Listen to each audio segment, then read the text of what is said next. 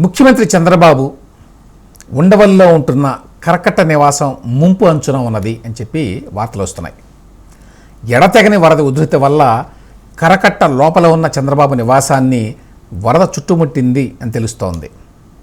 ఇసుక బస్తాలు అడ్డుపెట్టి నీరు లోపలికి రాకుండా చేయడానికి అధికారులు ప్రయత్నిస్తున్నారు. ప్రస్తుతం ముఖ్యమంత్రి చంద్రబాబు నాయుడు, ఆయన కుమారుడు నారా లోకేష్ కూడా వరద సహాయ చర్యల్లో బిజీగా ఉన్నారు. బయట వాళ్ళ ఇంట్లో లేరు. ఈ సందర్భంగా చంద్రబాబు నాయుడు నివాసం మీద గతంలో వచ్చిన వివాదాలు మళ్ళీ ఇప్పుడు వార్తలకు ఎక్కినాయి. సీఎంగా చంద్రబాబు నది ఒడ్డున ఇంట్లో ఉండటం కరెక్టేనా? ఈ అనవసర వివాదాన్ని ఆయన ఇంకా ఎందుకు కొనసాగిస్తున్నారు?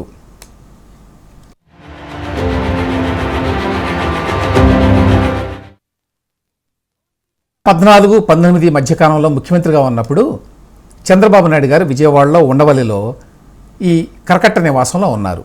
ఈ కరకట్ట నివాసం లింగమనేని ఎస్టేట్స్ వాళ్ళది. వాళ్ళు గెస్ట్ హౌస్ కింద కట్టుకున్నారు గతంలో. ఇప్పుడు అందులో ఆయన ఉన్నారు. సరే, అప్పుడు కొత్తగా రాష్ట్రం ఏర్పడింది. ముఖ్యమంత్రికి ఇల్లు కూడా లేదు, చంద్రబాబు నాయుడు గారికి సొంత ఇల్లు కూడా లేదు విజయవాడలో. అందువల్ల ఉన్నంతలో కొంచెం దూరంగా ట్రాఫిక్కి కొంత ప్రశాంతంగా పని చేసుకోవడానికి వీలుగా ఆ ప్లేస్ ఉన్నది. కృష్ణానది ఒడ్డున ఉన్నది కాబట్టి సీనిక్గా కూడా ఉంటుంది.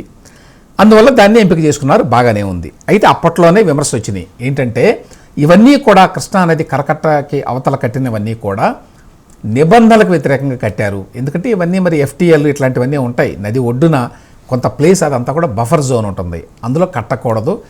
ఇట్లా కట్టారు. ఇది ఒకటే కాదు, ఇంకా చాలా ఉన్నాయి. అలా కట్టడం ఒకటి చట్టవిరుద్ధమైతే అందులో స్వయంగా ముఖ్యమంత్రి స్థాయిలో ఉన్న వ్యక్తి ఉండవచ్చా అనేది ఒక పెద్ద ప్రశ్న.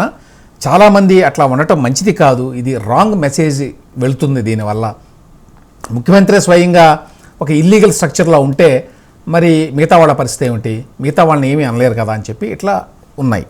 ఈ నేపథ్యంలో అప్పట్లో మరి జగన్మోహన్ రెడ్డి పార్టీ కూడా చాలా విమర్శించింది. ఇంకా చాలామంది బయట వాళ్ళు కూడా విమర్శించారు, ఆ విధంగా ఉండటం మంచిది కాదు అని. ఆ తర్వాత 2019 వరకు ఆయన అక్కడ ఉన్నాడు అనుకోండి. ఆ తర్వాత ఓడిపోయింది తెలుగుదేశం పార్టీ. జగన్మోహన్ రెడ్డి గారి పార్టీ అధికారంలోకి వచ్చిన తర్వాత చంద్రబాబు నాయుడు గారి మీద ఒక కేసు పెట్టారు. అది ఇన్నర్ రింగ్ రోడ్ కేసు. ఆ ఇన్నర్ రింగ్ రోడ్ కేసులో ఈ ఇంటి పాత్ర కూడా ఉంది. దానిలో భాగంగా చంద్రబాబు నాయుడు గారు ఉంటున్నటువంటి కరకట్ట నివాసాన్ని, ఆ ఉండవల్లి గెస్ట్ హౌస్ను కూడా అటాచ్ చేసింది జగన్మోహన్ రెడ్డి ప్రభుత్వం. ఏమిటి వాళ్ళు చెప్పింది? ఇన్నర్ రింగ్ రోడ్డు విషయంలో దాన్ని వంకలు తిప్పి ఈ లింగమనేని ఎస్టేట్స్ అనే వాళ్ళకి లబ్ధి చేకూర్చడానికి అప్పటి ముఖ్యమంత్రి చంద్రబాబు నాయుడు గారు ప్రయత్నించారు. దానికి బదులుగా క్విడ్ ప్రో కోగా ఈ ఉండవల్లి గెస్ట్ హౌస్ని బహుమానంగా చంద్రబాబు నాయుడు గారికి లింగమనేని ఎస్టేట్స్ వాళ్ళు ఇచ్చారు. అది ఆరోపణ. ఆరోపణ అంటే ఉత్త రాజకీయ ఆరోపణ కాదు, యాక్చువల్గా కేసు పెట్టారు. సిఐడి ద్వారా కేసు పెట్టారు. అందులో కూడా అప్పుడు అరెస్టుకి ప్రయత్నించడం ఇవన్నీ తెలుసు అందరికీ. సో అంత సీరియస్ కేసు అందులో ఉన్నది. ఆ తర్వాత ఏం చేశారంటే ఇది ప్రొసీడ్స్ ఆఫ్ ద క్రైమ్, ఈ నేరంలో భాగం ఈ ప్రాపర్టీ అని చెప్పి లింగమనేని వాళ్ళకి నోటీస్ ఇచ్చి దాన్ని ఏసీబీ ద్వారా అటాచ్ చేశారు. అటాచ్ చేసుకున్న ప్రభుత్వం. అందుకు ఏసీబీ కోర్టు కూడా అనుమతి ఇచ్చింది 2023 జులైలో. అయితే అటాచ్మెంట్కి నోటీస్ ఇచ్చినా కూడా, లేక అటాచ్మెంట్ చేసినా కూడా అది దాన్ని ప్రభుత్వం స్వాధీనం చేసుకోవద్దు, దాన్ని అమ్మటానికి వీలు లేదు అని కొన్ని నిబంధనలు ఉంటాయి అంతే. మళ్ళీ 2024లో చంద్రబాబు నాయుడు గారు గెలిచారు ఎన్నికల్లో. మళ్ళీ ఆయన అదే ఇంట్లో ఉంటున్నాడు. అప్పటికి ఇప్పటికీ అదే ఇంట్లో కొనసాగుతున్నాడు యాక్చువల్గా. నా ఇప్పుడు పాయింట్ ఏమిటంటే, ఒక మరి నిజమైన అబద్ధమైన ఒక అవినీతి కేసు సిఐడి పెట్టింది గత ప్రభుత్వంలో. ఆ కేసులో భాగంగా ప్రొసీడ్స్ ఆఫ్ ద క్రైమ్ అని చెప్పి, నేరంలో భాగం అని చెప్పి ఈ ఇంటిని కావాలనే బహుశా చేసి ఉండొచ్చు, కానీ జగన్మోహన్ రెడ్డి ప్రభుత్వం అటాచ్మెంట్ చేసింది.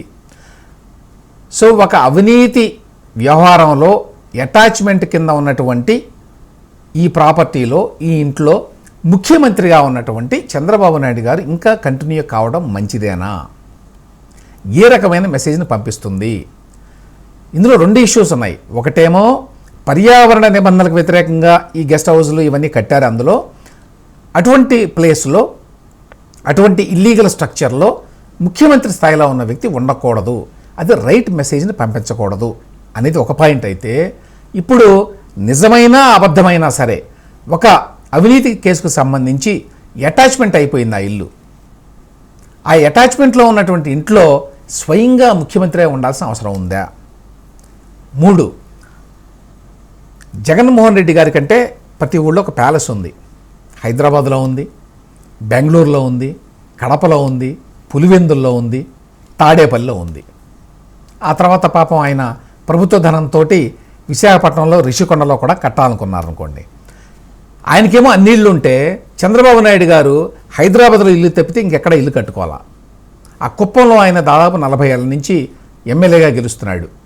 ఈ మధ్య వరకు ఆయనకి ఇల్లు లేదు అక్కడ. ఈ మధ్యనే అక్కడ ఇల్లు కట్టేటువంటి ప్రయత్నం జరిగింది, దాదాపు పూర్తి కావచ్చింది అనుకుంటాను ఇప్పుడు. అదేవిధంగా విజయవాడ, అమరావతి క్యాపిటల్గా ఉన్నప్పుడు ఐదర్ ఆ ప్రాంతంలో ఒక ఇల్లు ఆయన కట్టుకోవటం కానీ, లేదా ప్రభుత్వం తరఫున ఒక ఇంటిని సీఎం కోసం తీసుకోవటం కానీ చేయాలి.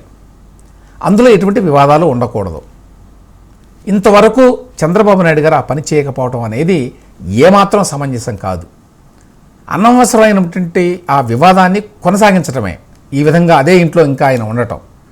ఎస్పెషల్లీ ఇప్పుడు ఈ వరద ఉధృతి మూలంగా ఈ ఇల్లు కూడా మునిగిపోతోంది అనేటువంటి వార్తలు కొన్ని వచ్చినాయి. వైసీపీ సహజంగానే ఈ వార్తలకు ఎక్కువ ప్రాధాన్యం వస్తుంది.